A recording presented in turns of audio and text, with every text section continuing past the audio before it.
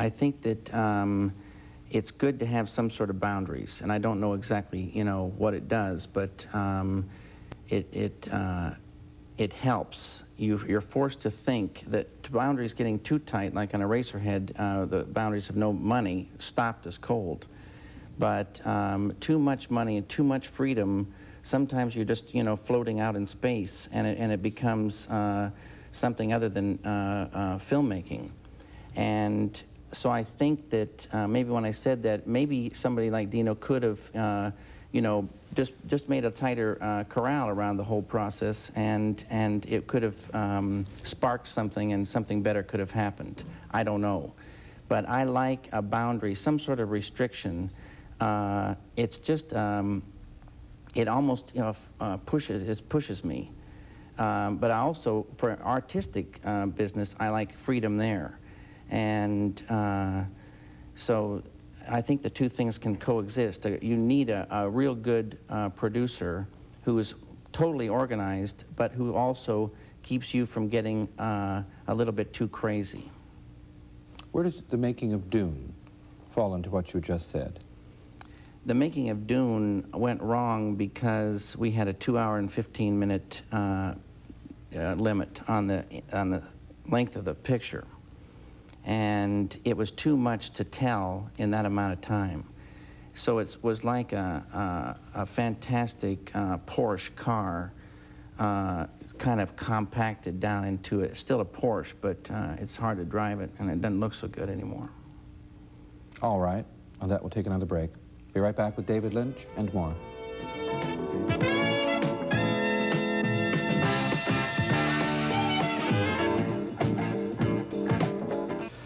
I think it's really full circle, and there's something romantic almost about you and your longtime friendship with Jack Fisk. The fact that Jack Fisk has a sister who happens to be an important part of your life.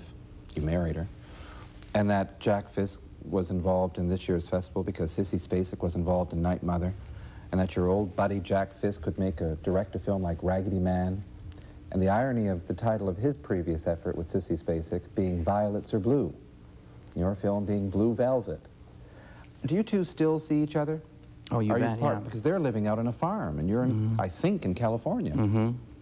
Yeah, I see Jack and Sissy, and strangely enough, in the same year, we both made a film with the word man in it, and then practically in the same year with the word blue in it, so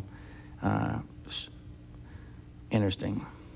David, who introduced you to David Cronenberg? How did you meet the Canadian filmmaker? Dino De Laurentiis. In what city? New York City. Did you have an immediate rapport?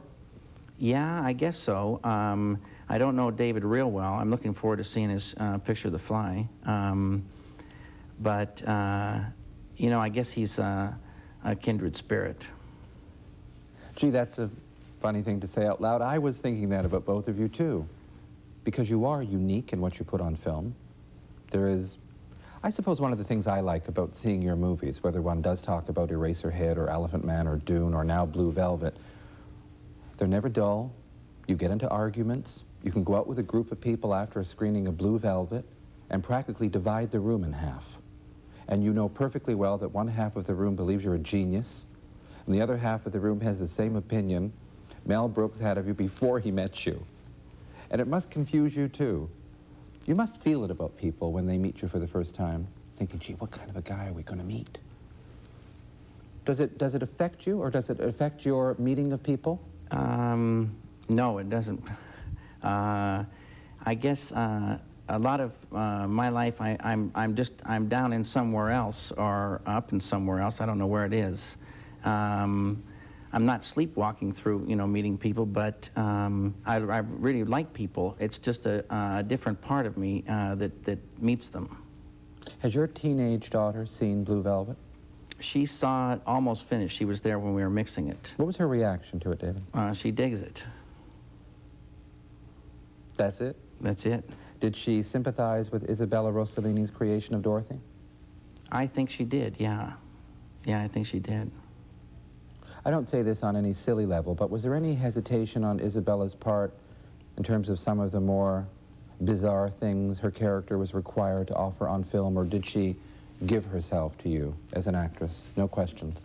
Well, I think an actress, a good or great actress, says goodbye to themselves and they go into the character. And Isabella, I think she fell in love with the character of Dorothy, and she said, I'm there 100%. She was.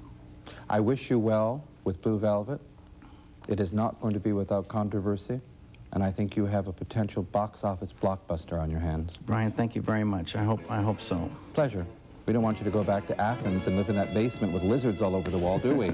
No, we don't. It's a pleasure meeting you. Good deal, Brian. Thank you very much.